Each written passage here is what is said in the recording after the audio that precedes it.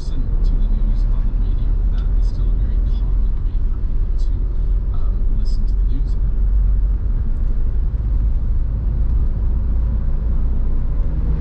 This is the Global News podcast from the BBC World Service with reports and analysis from across the world. The latest news 7 days a week.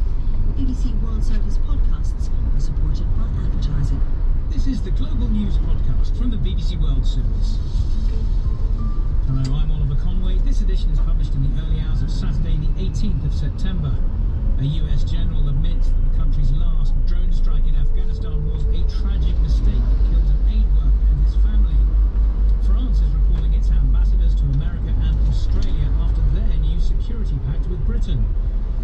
And UN experts have concluded that greenhouse gas emissions are likely to rise, not fall, by the end of the decade.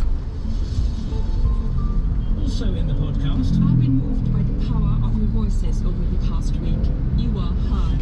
The show got it wrong, and I'm sorry that my participation in it disappointed many of you. the A-lister apologising and admitted full responsibility. A comprehensive review of all the available footage and report on the matter brought us to a final conclusion that as many as 10 civilians were killed in the strike, including up to 7 children. At the time of the strike, based upon all the intelligence and what was being reported, I was confident that the strike had averted an imminent threat to our forces at the airport. Based upon that assessment, I and other leaders in the department repeatedly asserted the validity of the strike. I am here today to set the record straight and acknowledge our mistakes. I asked our correspondent in Washington, Nomia Iqbal, what more was known about the drone strike. This is a pretty unequivocal and forceful admission of what they did wrong. As you mentioned, there, this investigation found an aid worker and 9 members of his family, including 7 children, died. The youngest child was just 2 years old.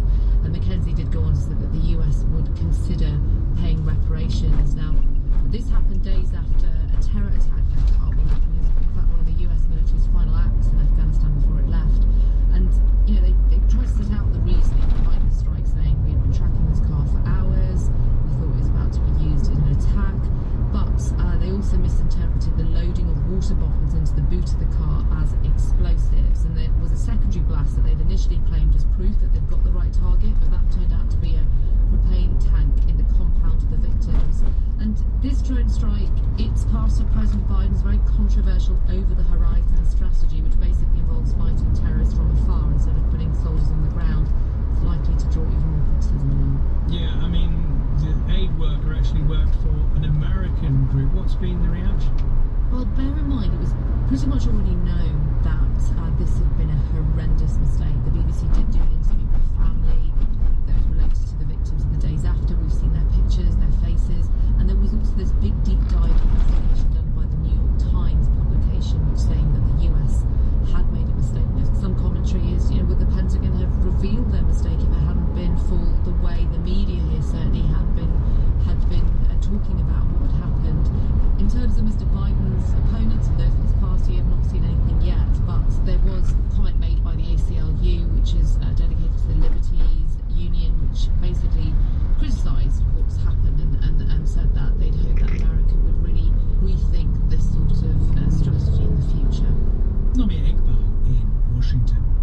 Well, staying with Afghanistan, and for those fearful of the Taliban, it is a worrying sign. The Ministry of Women's Affairs appears to have been scrapped and replaced by the Ministry for the Promotion of Virtue and Prevention of Vice. That was the department which enforced strict Sharia law in the late 1990s when the Taliban were last in power. Despite insisting they'll rule more moderately this time, the Taliban haven't allowed women to return to work. That is just one of the many factors dragging down the Afghan economy. Many public sector workers haven't received salaries for months. The Secunda Kamani reports from Mazar-e Sharif. A Russian-made Mi-17 military helicopter takes off from Balk airfield. On board, Taliban fighters. In the cockpit, their former enemies, pilots from the old Afghan Air Force. These helicopters launched a lot of attacks against the Taliban, that's right, isn't it? Maulvi Abdullah Mansour, the Taliban commander in charge of the airfield, shows me round the fleet now under his control. It includes helicopters Best clothes, what they wore to weddings. Who will buy them? The Islamic Emirate is good because there's no theft or crime. We just have one problem. There is no work and no money. Most public sector employees weren't even paid their salaries in the last few months of the previous government. Now, they have no idea when or if they'll be paid again. You were still working, but you didn't get salary? This teacher has already sold whatever she can. Whatever I earn, I'm spending on food now. Whenever I come and see the situation here, I go home in tears. Across the road is Raya Sharif's private hospital. In charge of healthcare, Taliban official, working alongside employees of the former government. They're no longer receiving patients injured in fighting. Their staff haven't been paid since the Taliban took over. Existing supplies of medicine will last another month. The transition of power in Afghanistan was much less bloody than many had feared, but half the country was in dire need. For many, the struggle to survive is becoming even harder. Secunda Kamani in the northern Afghan city of Mazar-i-Sharif. In what it describes as an exceptional decision, France is recalling its ambassadors from Australia and the United States. The decision follows the cancellation of a multi-billion-dollar deal for France to supply submarines to Australia after the US stepped in to offer nuclear-powered subs instead. Barbara Natasha reports. Paris was blindsided by Australia's move to scrap its contract for French conventional submarines and instead buy nuclear-powered vessels from the United States. French officials were even more incensed that they heard about the arrangement just hours before the public announcement, and that it was part of a new agreement involving 3 countries, including the UK, also a complete surprise. A US official said the White House regretted the withdrawal of the ambassador and would be engaged with France in the coming days to resolve their differences. Barbara Platasha. The UN has issued another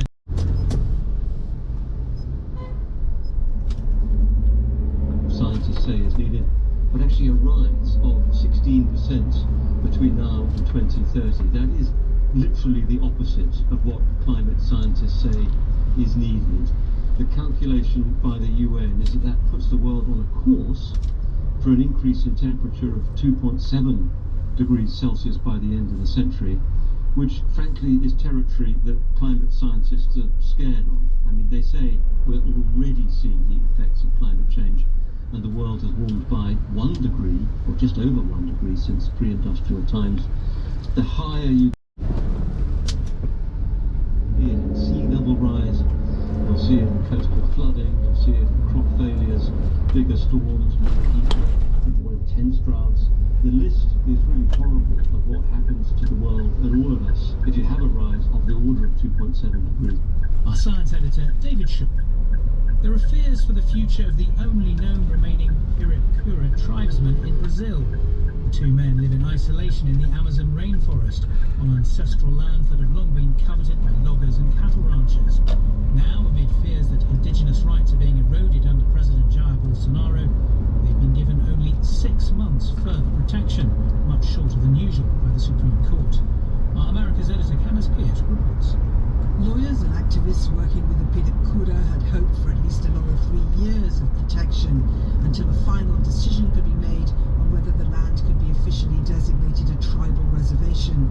They have concerns that the short renewal is designed to gauge reaction before ending the protection altogether.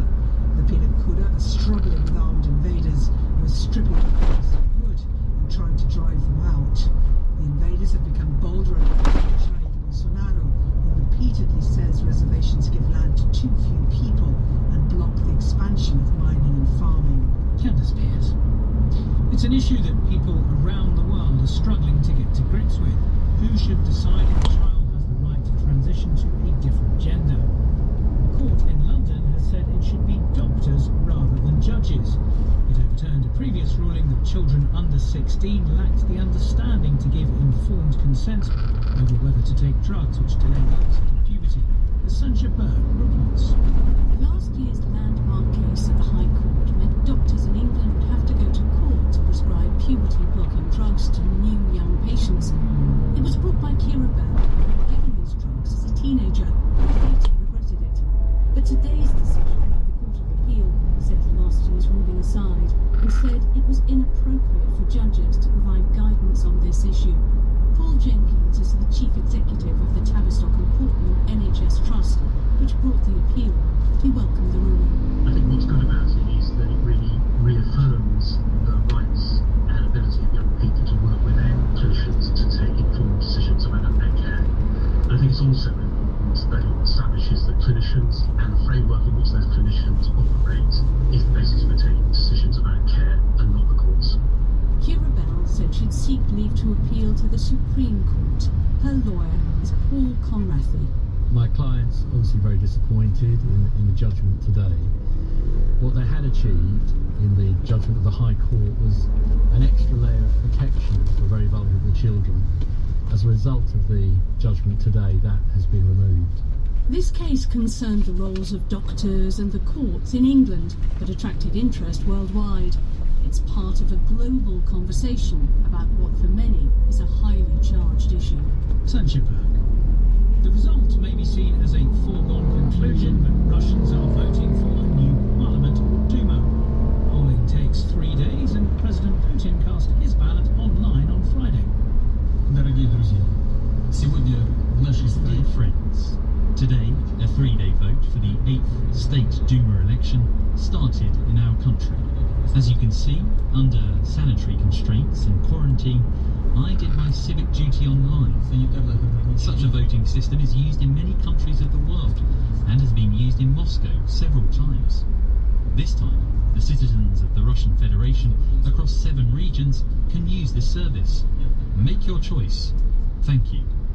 However, allies of the jailed Russian opposition figure Alexei Navalny have criticised Google and Apple for removing the voting app, saying it's an act of political censorship which puts the firms on the side of President Putin against the Russian people. Leonid Volkov ran Mr. Navalny's election campaign in 2018. Speaking from the Lithuanian capital Vilnius, he said the tech giants had caved into blackmail by the Kremlin.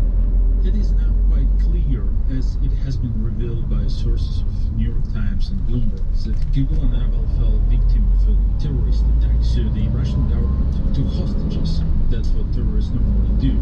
They promised they will start arresting local Russian employees of Google and Apple if they don't delete our app. Our app is perfectly legal. It contains nothing but a list of endorsements by Navalny team. In our legal system, this could be considered to be extremist content or like illegal information. Well, the Kremlin spokesman Dmitry Peskov welcomed the decision by Google and Apple. This app is illegal in our country. Both platforms were notified accordingly and seemingly made this decision in accordance with the letter of the law. But you have to ask the service providers themselves. So how does this app work? Julian Marshall asked Vitaly Shevchenko, Russia editor at BBC Monitoring. Well, it's very simple. You type in your address and the app tells you which candidate in your constituency, regardless of his or her party affiliation, stands the best chance of defeating the ruling party's candidate. And it has been deployed previously by the opposition. Well, yes, that's the most they can do in circumstances in the absence of their own candidates. It's obviously hard to tell which of the votes come from the candidate's own electoral base and which were given by the violent supporters, but the consensus is that smart voting did reasonably well during the elections to Moscow's city council 2 years ago, because it resulted in a lot of communists in Moscow, which is usually more liberal-minded. So the aim wasn't really to win the election, say in Moscow or even on this occasion, but to disrupt, if you like. Yes, in the run-up to the election, during all these months, for the past year, of course, the whole logic seemed to point at the fact that Alexei Navalny and all his political projects are one of the key targets of the Kremlin. Smart voting is one of those projects, and with weeks to go until polling day, the Russian online censor banned access to the smart voting website, then a court in Moscow banned search engines from returning results related to smart voting, and now the government has got Apple and Google to drop the app. What should we read into that pressure that's being put on Google and Apple to remove that tactical voting app? Did the authorities fear that it was a threat? The main thing I think we need to bear in mind is that this time around, it's not just about seats in Parliament. This is the last major vote before 2024, when President Putin is expected to seek another term. So this is a rehearsal of how things are going to go in 3 years' time. And the last thing the Kremlin wants to allow is for Parliament to be turned into a genuine platform for their position. So even one seat, if one seat goes to somebody who is genuinely willing and able to challenge the Kremlin, that would be bad enough for President Vladimir Putin, and his supporters seem determined to stop that from happening. Vitaly Shevchenko, Russia editor at BBC Monitoring. And still to come on the podcast. The information shared first by Pakistan Cricket Board and then by New Zealand Cricket Authority said that there was information of some sort of threat. The New Zealand cricket team pulls out of a series in Pakistan, citing security concerns. The Energy Ministry in Lebanon has raised fuel prices by nearly 40% as the nation struggles to cope with economic collapse.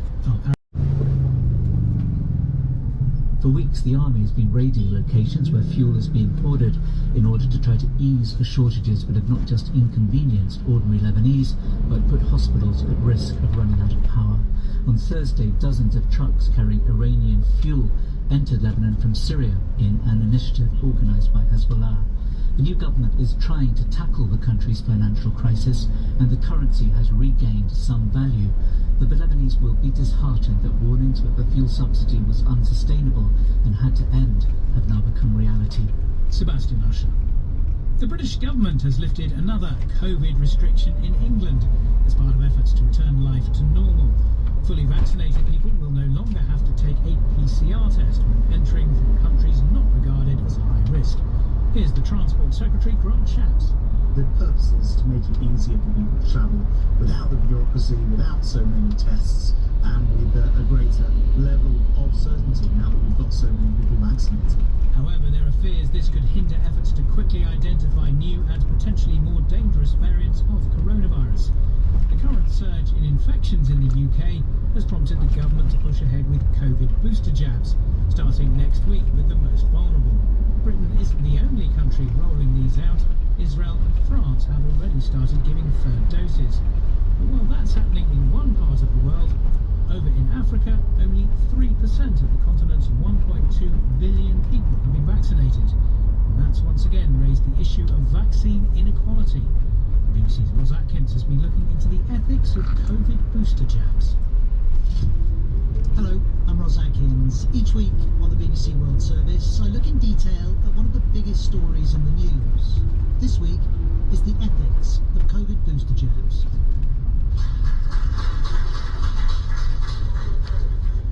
Not many people get a round of applause when they get their COVID jab, but 91-year-old Margaret Keenan from the UK did. She was one of the first in the world to get the Pfizer vaccine back in December of last year. Since then, more than 5.7 billion jabs have been administered, and who gets them has been potent and political from the start. Well, now the UK Prime Minister Boris Johnson plans to use booster jabs to stop a winter wave of COVID. We're going to be building even higher walls of immunisation, of vaccine protection in this country. This is in line with other rich countries, including Israel and France, who are already doing it. The US has plans too, and their scientific justification for using boosters is clear. This is Health Secretary Sajid Javid from the UK's government. There's evidence that the protection offered by COVID-19 vaccine reduces over time, particularly older people who are at greater risk. And so booster doses are an important way of keeping the virus under control for the long term. That's the objective, but the degree to which immunity decreases is not clear. This is a precautionary tactic, and it means some will get a third jab while others in the world wait for a first, which is why the World Health Organization wants the booster plan paused. Lagos is Nigeria's most populous city, and it's been a real challenge to get its 20 million people vaccinated. So far, it's only received a fraction of the doses it needs. Rich nations buying up billions of doses before vaccines have even been approved. There's a lot of concern that African countries will struggle to get hold of enough doses for their own people. As you can hear in these news reports, these booster programs are starting while the vast majority of people in the developing world have not been vaccinated. And the Director General of the WHO, Dr. Tedros Adhanom Ghebreyesus, is not mincing his words on this. We do not want to see widespread use of boosters for healthy people who are fully vaccinated. We don't want any more promises. We just want the vaccines. Latest estimates show 42% of the global population has received at least one dose. In low-income countries, that figure is 1.9%. Bear that in mind when I tell you this calculation from the science analytics company Airfinity. It's found that Western nations will have more than 1 billion doses left after their initial vaccine rollout and after the boosters. This week, as the UK's booster plan was announced, England's Deputy Chief Medical Officer, Jonathan Van Tam, a man famed for his metaphors, gave us a new one. It's better to put some extra guy ropes on there and then than it is to wait until it's the middle of the night, it's howling with wind and rain, and you've then got to get out your tent and make your tent secure. And by the time you crawl back in, you're soaking wet. The issue is that while the UK adds some extra guy ropes, many in the developing world don't have a tent. That's in part because of choices being made by richer countries. And it's not to pass judgment to acknowledge that as the boosters begin, that choice has been taken. A report by Ros Atkins. A US judge has ruled that lawyers for the woman who's accused Prince Andrew of sexual assault will be able to serve papers on his US legal representative. Meanwhile, in London, the High Court has given the Duke's British legal team a week to appeal against its decision to formally notify him of Virginia Giuffre's civil case.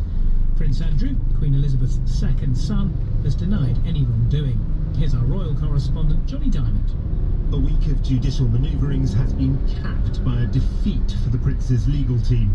On Monday, his US lawyer argued that the Prince had not been properly served with the papers, alleging that he had sexually assaulted Virginia Giuffre in 2001, something he has always denied. On Wednesday, the High Court here said it would assist lawyers for Ms Giuffre in service of those papers. The Prince's British lawyers were prepared to appeal against that High Court decision. But overnight, a ruling from New York has made any appeal irrelevant. There, a district judge ruled that the papers can be served on the lawyer who spoke for Prince Andrew on Monday, even if the Prince had not formally authorised the lawyer to be his representative. With that decision, this civil case moves a step closer to the courtroom. Prince Andrew's lawyer said on Monday that a 2009 deal between Ms Giuffre and Jeffrey Epstein, the convicted paedophile whom the Prince once counted as a friend, would also indemnify Prince Andrew against prosecution. But that agreement remains sealed, and a different New York judge said last night it would remain sealed at least until the civil case against Prince Andrew proceeded. Johnny Diamond. For more than a decade, international cricket teams steered clear of Pakistan following a terror attack on the visiting Sri Lankan side in 2009. Test cricket returned to Pakistan in late 2019, but then came the pandemic. So, after such a long absence, there was plenty of excitement when New Zealand arrived for a series of one-day and 2020 matches. But just before the first game was due to start, the Kiwis pulled out, blaming an escalation in threat levels. The team is expected to fly home today, leaving plenty of disappointed Pakistani cricket fans. I heard more from our correspondent in Islamabad, Shumaila Jeffrey. The information shared first by Pakistan Cricket Board and then by New Zealand Cricket Authority say that there was information of some sort of threat. So Pakistan Cricket Board says that they, despite their assurances to the New Zealand team that They have made foolproof security arrangements for them. The team was not convinced, and according to New Zealand cricket officials, they said that it was the advice they were getting from the experts on the ground, and there was an escalation in threat perception regarding Pakistan by the New Zealand government. So it was not possible for them to carry on with the series after that. The Pakistani Prime Minister Imran Khan even spoke to his counterpart in New Zealand, Jacinda Ardern, to assure her of the team's safety, the New Zealand team's safety. I mean, what's been the reaction to this?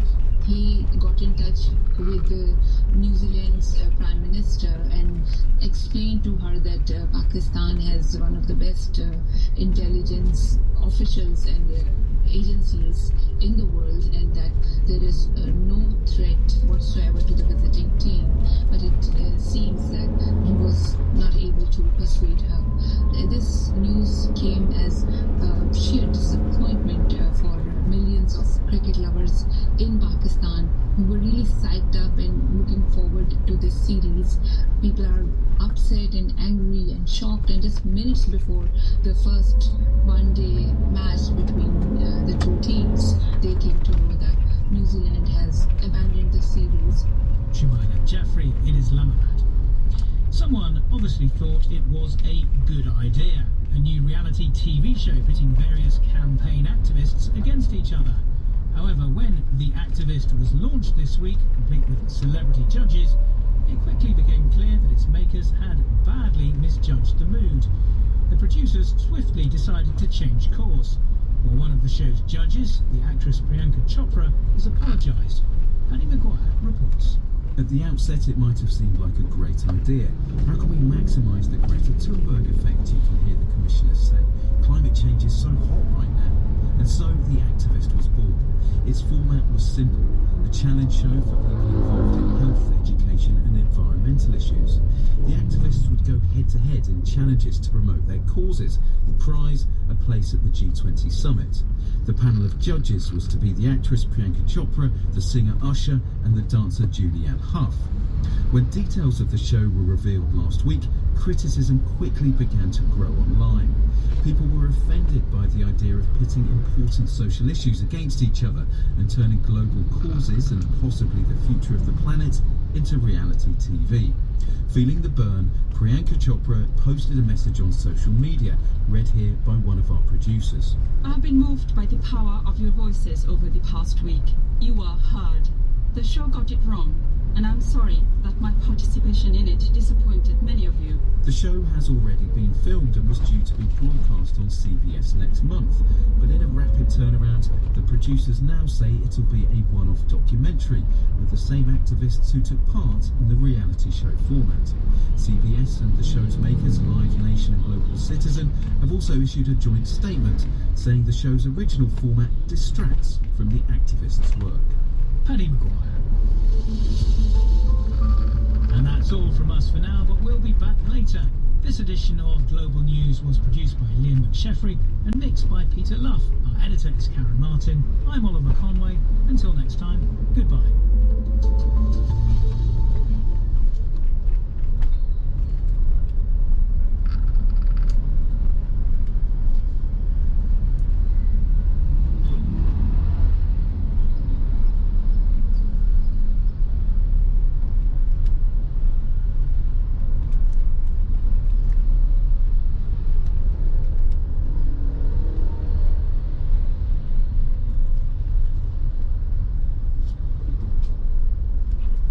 Hello, this is the Global News podcast from the BBC World Service, with reports and analysis from across the world.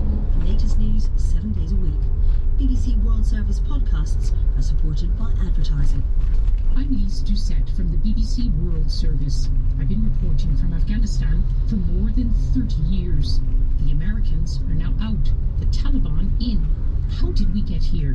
What happens next? Our podcast, A Wish for Afghanistan, may be able to help. Search for A Wish for Afghanistan wherever you get your podcasts. This is the Global News Podcast from the BBC World Service. I'm Jonathan Savage, and at 13 hours GMT on Thursday the 16th of September, these are our main stories.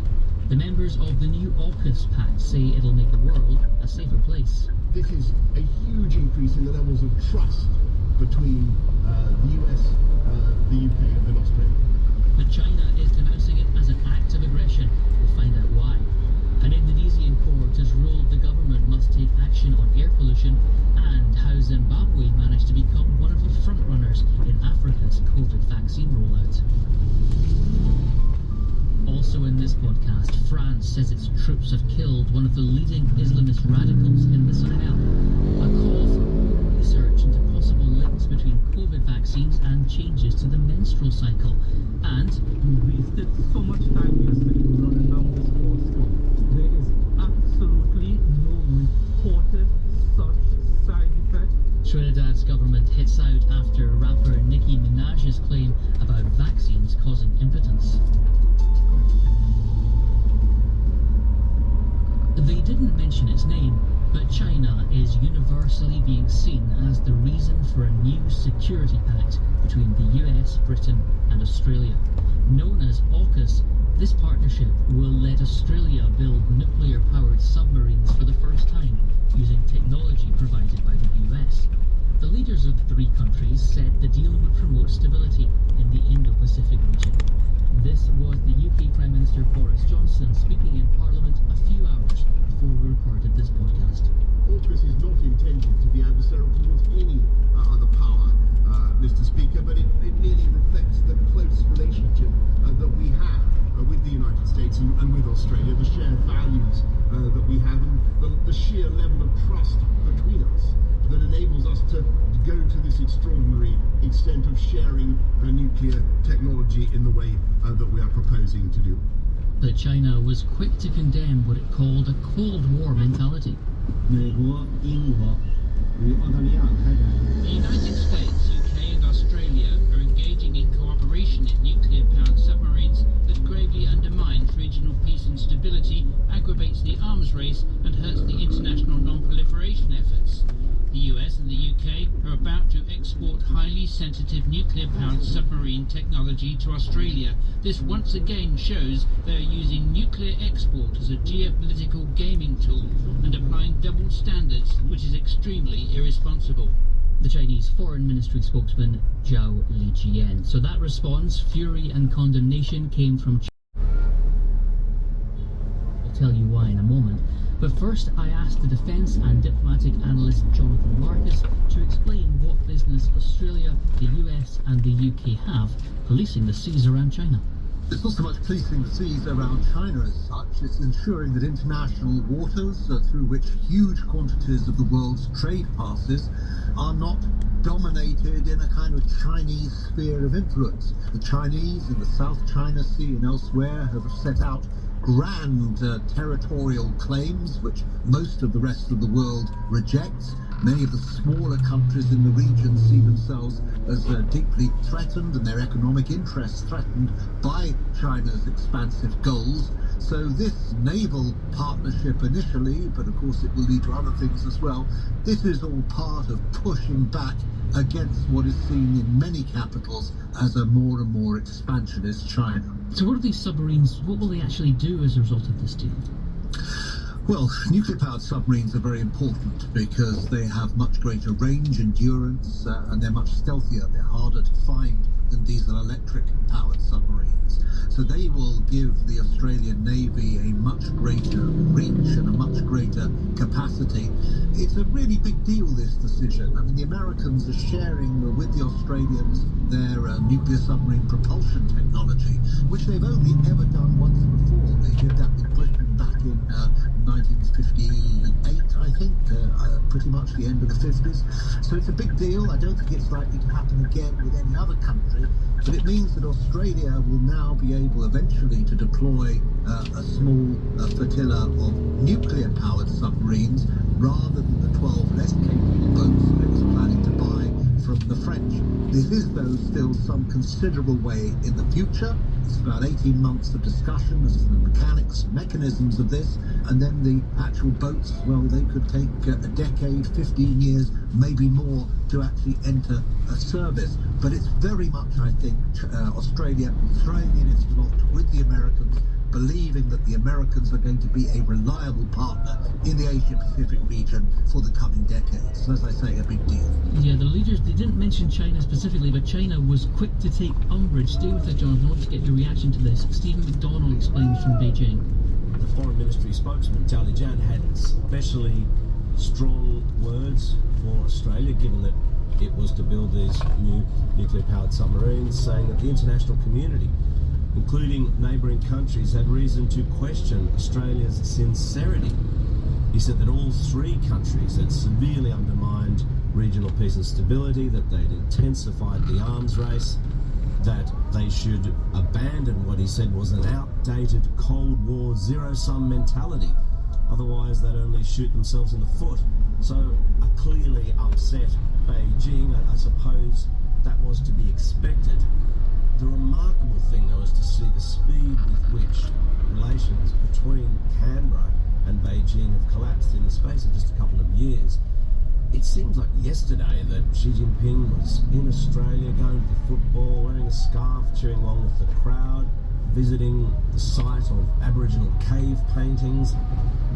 Now you have Australia building nuclear-powered submarines because of perceived threats from its number one trading partner, and I think it just shows the extent to which China's soft power diplomacy has failed. I mean, it seems that Beijing has kind of abandoned that strategy, really flexing its muscles in the South China Sea, attempting to influence politics in other countries, and via this so-called wolf warrior diplomacy, basically saying to the world, well, you know, after all these years of humiliation, we're here now and we deserve to be heard. It is, though, backfiring on them on many ways, and you just have to look at this collapse in relations between China and other nations in the region to see how tense things could become. And in fact, some analysts are already questioning whether or not today's announcement will fuel a much more serious regional arms race. Oh, Stephen McDonnell. Jonathan, China likening it to a Cold War mentality. Is this a Cold War scenario? Well, I don't know that the Cold War parallels are necessarily correct, because, of course, China, unlike the Soviet Union, is massively economically integrated with Western powers as well. But it is potentially a generational struggle. Look, this is a response to Chinese hard power. If the Chinese hadn't behaved in this way, these sorts of things would slowly be happening. The key question now is, how does it affect China's strategic calculations? Are they going to draw in their horns? Are they going to be less aggressive, less pushy? Or, as some analysts fear, might it lead the Chinese to believe that they have a window of opportunity when the West and their allies are weak to do things like to take back Taiwan, for example, which is clearly a major strategic ambition of Beijing. Jonathan Marcus. The other country that has reacted angrily to the AUKUS pact is France. 5 years ago, it signed a multi-billion-dollar deal to deliver 12 conventionally powered submarines to Australia, which will now no longer happen. Our correspondent in Paris, Hugh Schofield, told me more. They're angry and they're shocked and they're worried. On radio, we've had Philippe Deleuze, the foreign minister, speaking very, very talking about a stab in the back. Florence Parly, the defence minister, talking about this being a black day for engagements made in the international sphere. There was a promise made, trust has been broken, and the French feel that they've been betrayed by the Australians, and I think they can feel more worried and angry with the Americans, because they see the Americans really has been behind all this. They believe that Biden basically has pressurized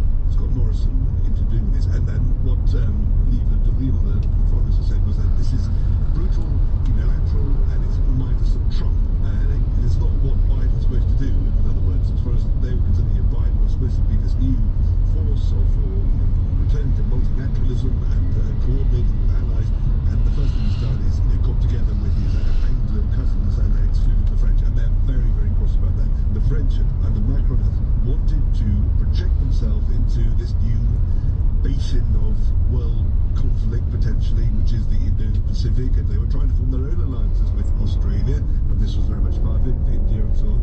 And now, quite suddenly and peremptorily, they see all these efforts put to one side and shelved because the Anglos get together and get something of their own. And that's, I think, terribly upsetting precedent and touches all sorts of raw nerves in France about, the Figaro newspaper says it's a Trafalgar, it's in the Pacific, it's the Anglos getting together and cutting out the French. And the French know they've got a much harder battle to fight to hold their own in the Pacific, and they do have soldiers and ships there, but I mean, they're a dwarf compared to Australia and America, but they felt that they had a role there. Now they're just totally eclipsed, and they feel this very, very badly. Hugh Schofield in Paris. An Indonesian court has ruled against the country's president and his cabinet in a landmark case, finding they were negligent in tackling air pollution in and around the capital, Jakarta. The case had been brought by a group of frustrated citizens who argued that people's health was being badly affected by